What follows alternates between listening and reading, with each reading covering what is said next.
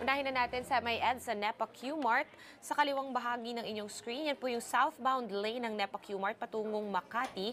At makikita natin napakadaming sasakyan na po sa southbound lane. Pero dun sa kabila naman, sa kanang bahagi, makikita natin yung northbound lane patungong Caloocan na napakabilis pa po ng takbo ng mga sasakyan. Doon sa taas ng flyover, ganun din sa baba ng flyover. Sa may EDSA White Plains naman, sa kanang bahagi, makikita natin yung northbound lane patungong Aurora Boulevard. Sa kaliwang bahagi, yan po yung southbound lane patungong Ortigas Avenue. Sa mga oras na ito, both lanes po ng EDSA White Plains ay napakabilis pa po ng takbo ng mga sasakyan, so walang traffic dyan.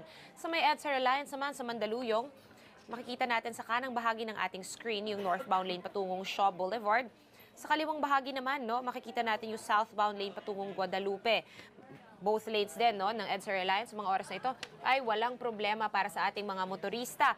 Pero dyan naman sa may EDSA Taft Rotonda, makikita natin sa kaliwang bahagi ng ating screen yung lane na patungong Taft Avenue at mukhang nagsisimula na ngang dumami yung mga sasakyan at bumagal ang daloy ng trapiko. Although kitang-kita naman natin na gumagalaw pa rin ang mga sasakyan.